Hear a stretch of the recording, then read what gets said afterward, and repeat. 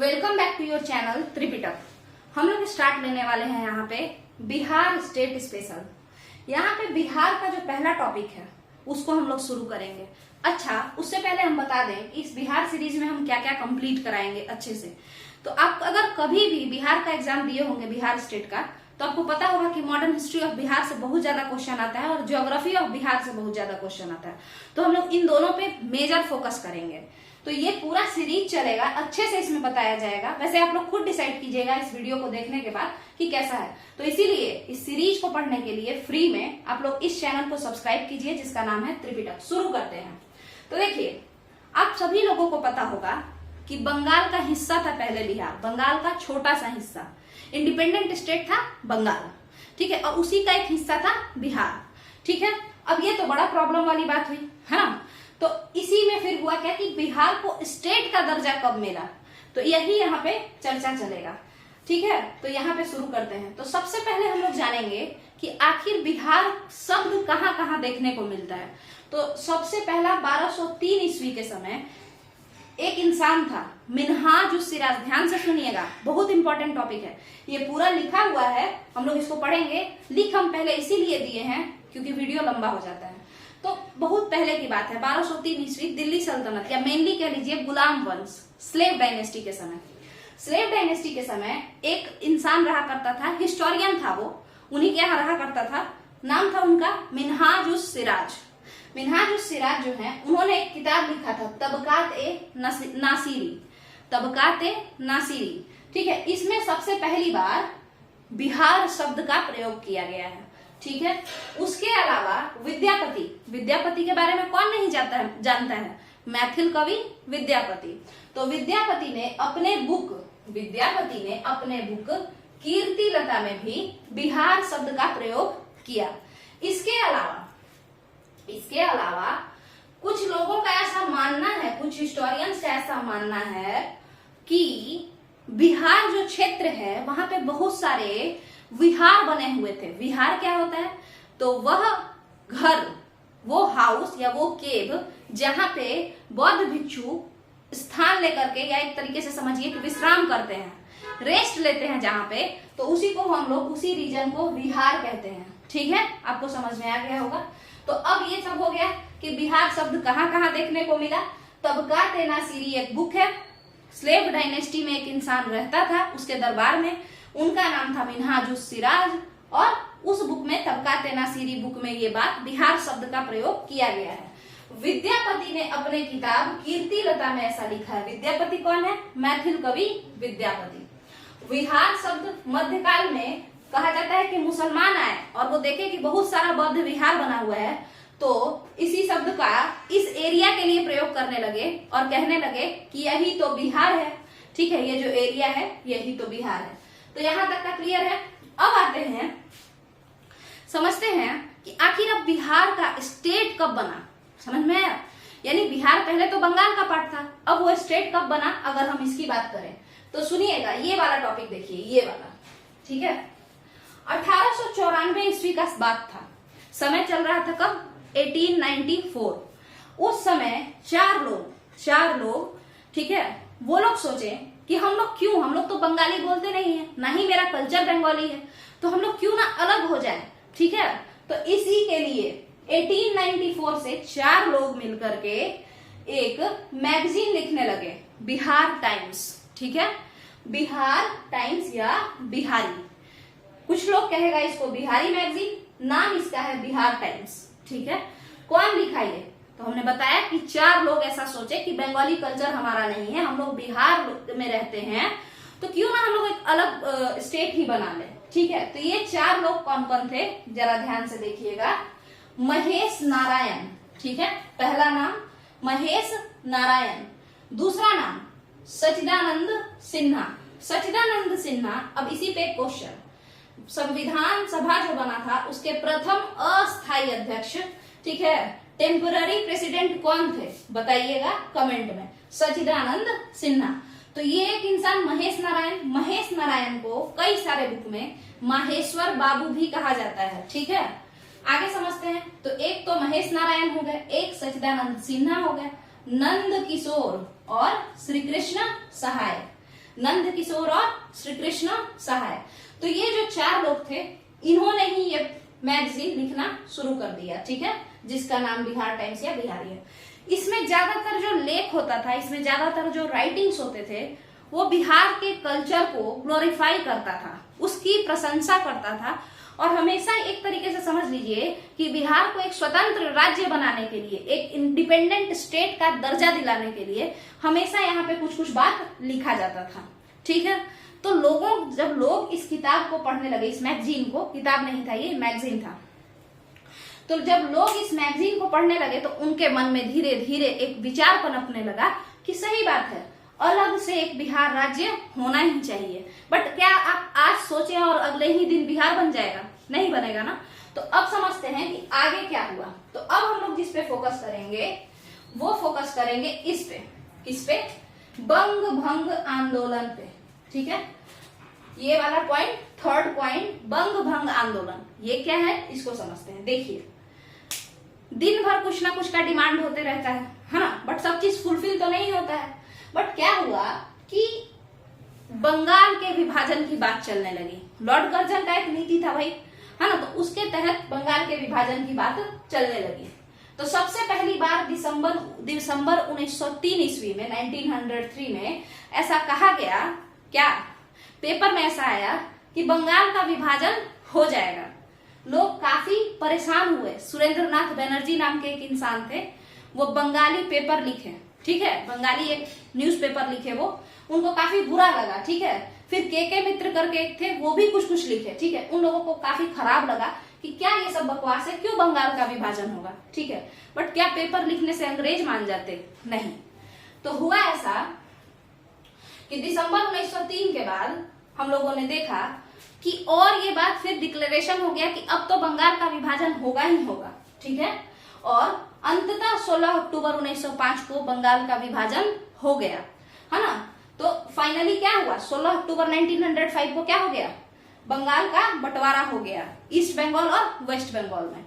अब इसी बीच में आप लोग देखेंगे 7 अगस्त 1905 को कलकत्ता टाउन हॉल में स्वदेशी मूवमेंट होगा, मतलब बंगाल के विभाजन को रद्द करने के लिए सब बोलेगा। तो अब देखिए, यहाँ पे एक विभाजन हो चुका है बंगाल में, एक विभाजन हो चुका है हिंदू और मुस्लिम के आधार पर, ठीक है, 1905 में। अब यही देख करके जो लोग बिहार के थे, वो लोगों के मन में आया कि जब एक विभाजन हो गया है रिलीजन के बेसिस पे, तो लैंग्वेज के बेसिस पे एक और विभाजन क्यों नहीं हो जाए, ठीक है। तो इसीलिए 1906 में एक बिहारी क्लब था। इसी समय में 1906 में एक बिहारी क्लब था जिसके प्रेसिडेंट राजेंद्र प्रसाद थे। उन्होंने बिहारी छात्र सम्मेलन बुलाया 1906 में। इस समय तक मुस्लिम लीग भी बन चुका था, ठीक है। तो 1906 में एक बिहारी छात्र सम्मेलन किसने बुलाया? तो बिहारी क्लब के हेड कौन? राजेंद्र प्रसाद, जो कि सिवान जिला के हैं, जीरादेव। तो बिहारी छात्र सम्मेलन बुलवाए 1906 में। अब इसमें राजेंद्र प्रसाद, मान लीजिए प्रेसिडेंट यहाँ लिख देते हैं, या राजेंद्र प्रसाद ही लिख देते हैं, लीजिए। तो राजेंद्र प्रसाद इसमें किसको किसको बुलाए होंगे? तो जाहिर सा बात है वो दो मेंबर जो काफी ज्यादा फेमस थे, जो डिमांड कर रहे थे बिहार का कब से, तो वो थे महेश नारायण या महेश्वर बाबू और सच्चिदानंद सिन्हा। इन दोनों को बुलाते हैं बिहारी छात्र सम्मेलन करवाने के लिए। तो अब ये लोग मिल करके यहाँ पे भी पुरजोर लोगों को भड़काते हैं, भड़काना नहीं कह सकते हैं इसको, उनको एक तरीके से क्या करते हैं, अवगत कराते हैं, है ना। उनके कंसाइंस में ये बात डालते हैं कि हमारा कल्चर बंगालियों के कल्चर जैसा सेम नहीं है, हम लोग क्यों ना एक अलग स्टेट बना दें। तो ये हो गया आपका बिहारी छात्र सम्मेलन। तो ये भी कुछ थोड़ा बहुत लोगों के मन में क्या लाया कि नहीं स्टेट तो होना चाहिए। अब हम देखते क्या है, अब क्या देखते हैं हम लोग कि अगर आप देखें तो 1908 के समय कंपेयर कीजिएगा, थोड़ा मिलाइएगा, 1908 के समय में मुस्लिम लीग वगैरह को सेपरेट इलेक्टोरेट मिलता है। तो फिर से हम लोगों के लिए उम्मीद जगता है कि एक बार और डिमांड करके देखते हैं, शायद मान जाए। तभी फिर बिहार प्रादेशिक सम्मेलन, बिहार, यहाँ पे ये बिहारी नहीं है, बिहार है, बिहार प्रादेशिक सम्मेलन बनता है, ठीक है। तो बिहार प्रादेशिक, इसको आप अगर इंग्लिश में भी बिहार प्रादेशिक सम्मेलन लिख सकते हैं या फिर बिहार प्रादेशिक कॉन्फ्रेंस, क्योंकि ये नाम है। और नाम देखिए, आपको बता दें कि अब आम आदमी पार्टी को इंग्लिश में मैंगो पीपल पार्टी थोड़ी लिखेंगे, आम आदमी पार्टी ही लिखेंगे। तो आप इसको बिहार प्रादेशिक सम्मेलन और ज्यादा हो तो बिहार रीजनल कॉन्फ्रेंस भी कह सकते हैं, वो आप लोग देख लीजिएगा। तो यहाँ पे क्या हुआ, क्या हो रहा था 1908 में हमने देखा कि सेपरेट इलेक्टोरेट लोगों को फ्री में मिल रहा है ना, मुस्लिम लीग ये सबको। तो हम लोग के मन में एक उम्मीद जगा कि एक बार और डिमांड करके देखते हैं। तो डिमांड हुआ 1908 ईस्वी में एक बिहार प्रादेशिक सम्मेलन का प्रथम बैठक हुआ। कहाँ पे, पटना में हुआ, पटना में। और इसके प्रेसिडेंट कौन थे, सरफराज हुसैन खान। इसके प्रेसिडेंट कौन थे, सरफराज हुसैन खान। तो सरफराज हुसैन खान की अध्यक्षता में के प्रेसिडेंटशिप में, सरफराज हुसैन खान के प्रेसिडेंटशिप में बिहार प्रादेशिक सम्मेलन की बैठक हुई। कहाँ पे हुई, पटना में। बट उसी मीटिंग में एक इंसान थे, उनका नाम था, बड़ा इंपॉर्टेंट नाम है ये, मोहम्मद फखरुद्दीन। ठीक है, मोहम्मद फखरुद्दीन। इनको बड़ा फक्र था अपने बिहारी कल्चर पे। उन्होंने एक रिजोल्यूशन लाया इसी में बिहार प्रादेशिक सम्मेलन में। क्या रिजोल्यूशन था वो, बिहार स्टेट का डिमांड किया। ठीक है, तो पहली बार बिहार स्टेट के लिए रिजोल्यूशन कौन लाए थे, ये मोहम्मद फखरुद्दीन। मगर ये कहीं और नहीं, बिहार प्रादेशिक सम्मेलन में लाए थे, किसी और के बीच में नहीं, बिहारी लोगों के बीच में लाए थे। अभी आप देखेंगे कि दो लोग ऐसे आएंगे जो अंग्रेज के पास रिजोल्यूशन लेकर के जाएंगे, प्रस्ताव लेकर के जाएंगे कि मेरे लिए बिहार अलग बनाइए। चलिए देखते हैं। तो ये हो गया बिहार प्रादेशिक सम्मेलन। ठीक है, तो इसमें सरफराज हुसैन खान थे प्रेसिडेंट, मोहम्मद फखरुद्दीन डिमांड किए कि भाई हम लोग को अलग मिलना चाहिए, बिहार अलग स्टेट बनना चाहिए। यहां तक का क्लियर है। अब इसका रिजल्ट क्या हुआ कि जैसे ही ये डिमांड आया मोहम्मद फखरुद्दीन के तरफ से, वैसे ही तुरंत इसी समय 1908 में ही बिहार प्रदेश कांग्रेस कमेटी, बिहार प्रदेश कांग्रेस कमेटी, प्रदेश मतलब क्या होता है, स्टेट। ठीक है, अभी तक बिहार स्टेट नहीं है, मगर फिर भी बिहार प्रदेश कांग्रेस कमेटी का नाम दे करके एक कमेटी बना, कमेटी ग्रुप ऑफ पीपल है ना, वो बना। ठीक है, एक ऑर्गेनाइजेशन। इसका जो है अध्यक्ष किसको बनाया गया, हसन इमाम को। इसका अध्यक्ष किसको बनाया गया, इसका प्रेसिडेंट बनाया गया, बिहार प्रदेश कांग्रेस कमेटी का अध्यक्ष बनाया गया हसन इमाम को। अच्छा ध्यान से सुनिएगा, बिहार प्रादेशिक सम्मेलन अलग है, बिहार प्रदेश कांग्रेस कमेटी अलग है। काफी मिलता जुलता टर्म है, काफी गलती होता है। ठीक है, बीपीएससी में इस तरीके का अजीबो गरीब क्वेश्चन, मतलब जो नहीं होता है कि बिहार लिखा हुआ है, यहाँ बिहारी लिखा हुआ है, काफी मैच कर रहा है ना। तो ध्यान से देखिएगा। तो बिहार प्रदेश कांग्रेस कमेटी किसका रिजल्ट था, बिहार प्रादेशिक सम्मेलन का, 1908 वाले का। इसी सम्मेलन में यह कमेटी बन करके तैयार हो गया और बिहार को मन ही मन हम लोग क्या कहने लगे, प्रदेश यानी स्टेट कहने लगे अपने में, अभी तक बना नहीं है। आगे समझते हैं। तो हसन इमाम की अध्यक्षता में ये बन गया। अब आगे समझते हैं क्या होता है। अब 1908 के समय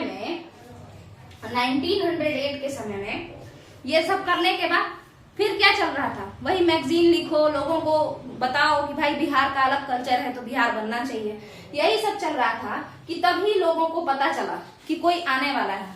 वो कौन था, तो दिल्ली दरबार लगने वाला है। लोगों को पता चला कि दिल्ली दरबार लगने वाला है। थर्ड दिल्ली दरबार लॉर्ड हार्डिंग लगवाए थे 1911 के समय में, आपको पता होगा ये। ठीक है, तो उस समय लोगों को ऐसा पता चला, बिहारी लोगों को।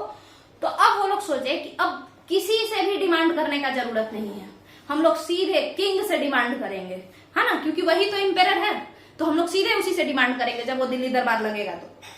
तो इसी वक्त क्या हुआ, इसको समझिएगा कि सच्चिदानंद, यहां देखिए ये वाला 7th टॉपिक जो है, सच्चिदानंद सिन्हा जो कि आरा के हैं और मोहम्मद अली, ये लोग रिजोल्यूशन ला दिए। कहां पे रिजोल्यूशन ला दिए, सेंट्रल लेजिस्लेटिव असेंबली में, मतलब बिहार लेजिस्लेटिव असेंबली में नहीं, केंद्रीय विधानसभा में। समझ में आया, मतलब पूरा जो भारत का विधानसभा होगा ब्रिटिश इंडिया का, उसमें जाकर के सच्चिदानंद सिन्हा और मोहम्मद अली एक प्रस्ताव लाए। क्या प्रस्ताव था, बिहार अलग राज्य बना दो।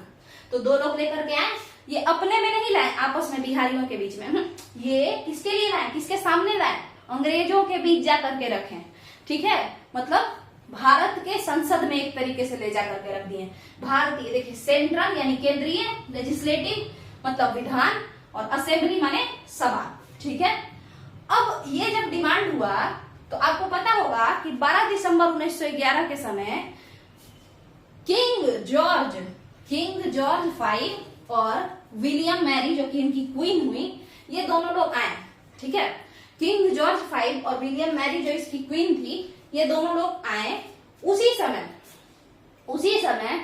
क्योंकि ये प्रोजेक्ट, ये रिजोल्यूशन आ गया था, मार्केट में आ गया था, मतलब सेंट्रल लेजिस्लेटिव असेंबली के पास आ गया था ना, तो इसीलिए हम लोग ये बात गया किसके पास, इनके पास। जब दिल्ली दरबार लगा तो किंग जॉर्ज के पास ये बात गया, तो वो बस ऐसे बोल दिए 12 दिसंबर 1911 को किंग जॉर्ज बोले कि ठीक है अलग कर दो।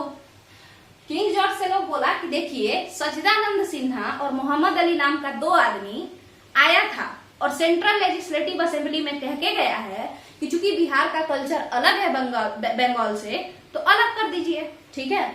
तो इसी बात पे किंग जॉर्ज से ये बात बताया ये लोग, लॉर्ड हार्डिंग ये सब, तो किंग जॉर्ज और विलियम मैरी क्या बोले कि ठीक है अलग कर दो, ठीक है। मगर क्या सिर्फ कहने से अलग हो जाएगा, नहीं होगा। देखिए तो घोषणा कब हुआ, 12 दिसंबर 1911 ईस्वी को।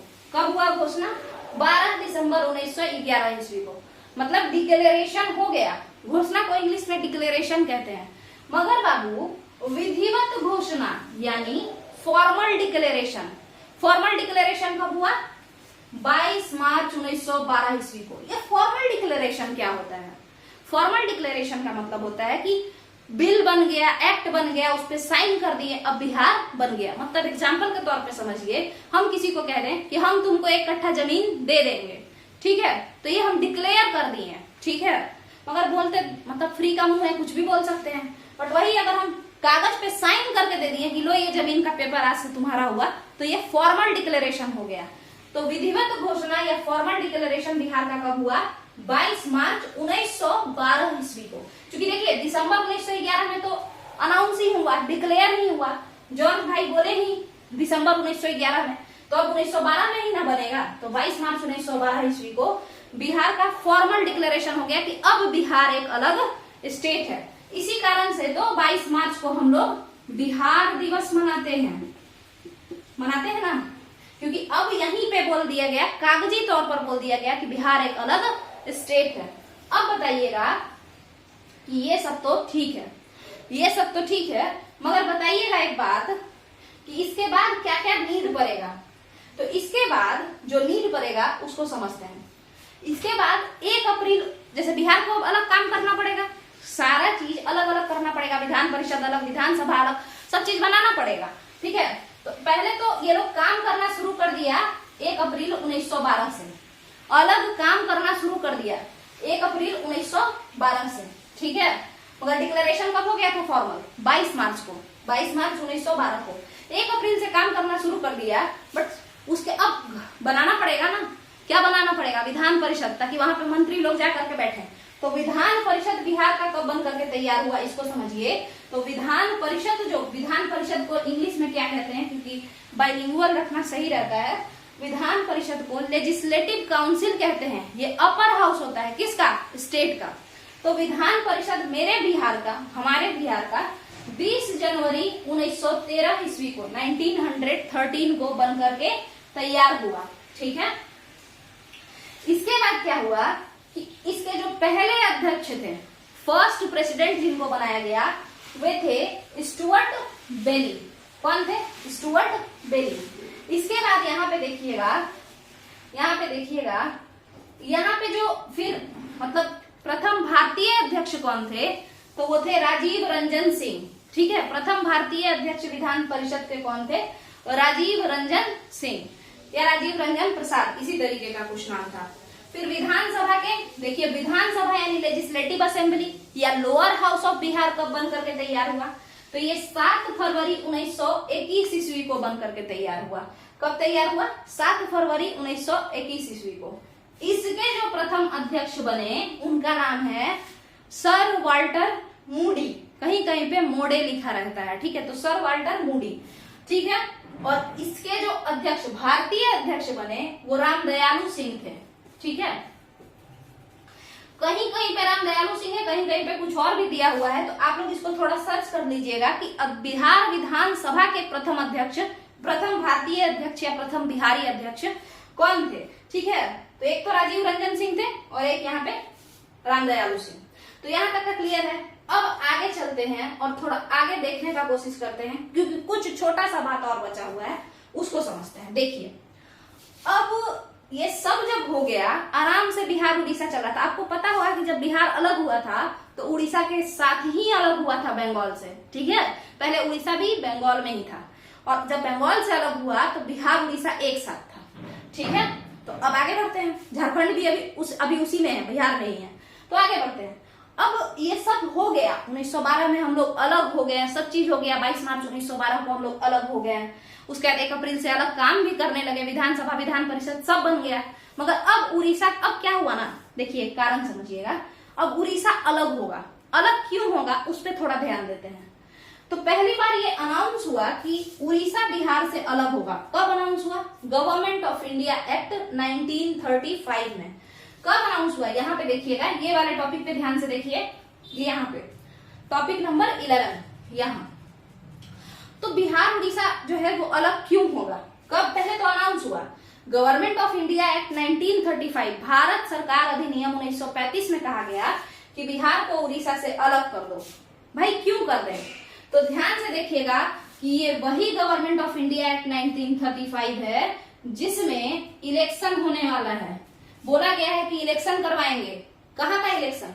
हर प्रदेश में, हर स्टेट में इलेक्शन होगा। अब इलेक्शन होगा तो उड़िया लोग भी तो चाहेगा ना कि हमको भी सीट वीट मिले। तो नेता हमेशा अपना फायदा भी देखता है, चाहे वो ब्रिटिश इंडिया के पहले का हो, मतलब ब्रिटिश इंडिया के समय का हो, या फिर आफ्टर इंडिपेंडेंस हो। तो यहाँ पे ये लोग कहने लगे कि भाई अलग हो, अलग हो। क्यों?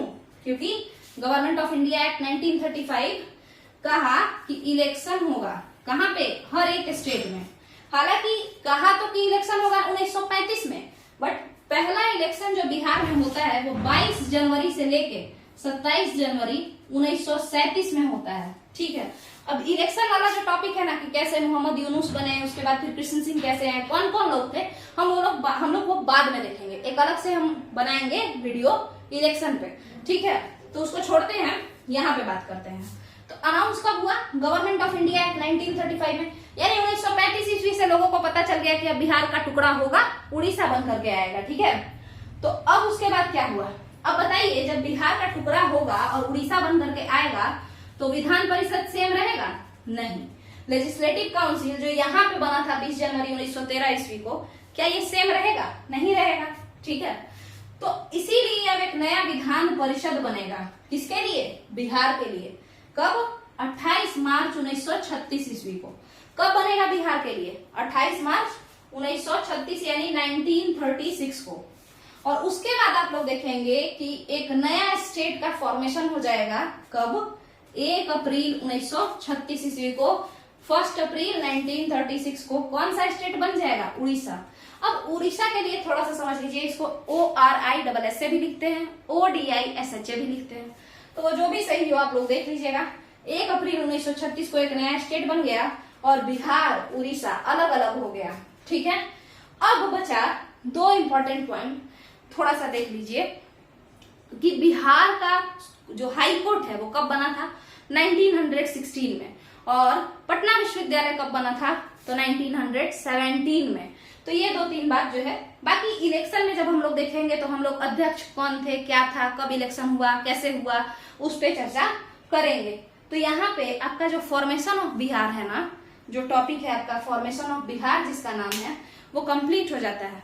अच्छा सुनिए, यहाँ पे ये अगर आप लोग को एक बार में बहुत ज्यादा हो गया है, मतलब डाइजेस्ट नहीं हो पा रहा है, तो आप इसको 2-3 बार देखिए, है ना। मगर इसमें पूरा का पूरा अच्छे से समझाया हुआ है, ठीक है। मेरे हिसाब से हम सही से समझाने का कोशिश किए हैं। रिवाइज अच्छे से कर लीजिएगा आप लोग। अगर ये वीडियो पसंद आया हो तो नीचे कमेंट में बताइए कि कैसा लगा वीडियो। लाइक कीजिए इसको और शेयर कीजिए लोगों के बीच में। यहाँ पे पूरा सीरीज कंप्लीट करवाएंगे हम इसी तरीके से बिहार स्टेट का, और ये काफी इंपॉर्टेंट होगा बिहार दरोगा में भी, बीपीएससी में भी, और यहाँ तक कि बीपीएससी जो पीआरटी टीचर वाला एग्जाम ले रहा है उसमें भी बिहार से रिलेटेड क्वेश्चन होगा, ठीक है। तो यहाँ पे अगर आप लोग को ये वीडियो पसंद आया तो इसी चैनल को त्रिपिटक को सब्सक्राइब कीजिए। इस पे लूसेंट मॉडल और एनसीईआरटी भी साथ में चल रहा है। चलिए तो थैंक यू।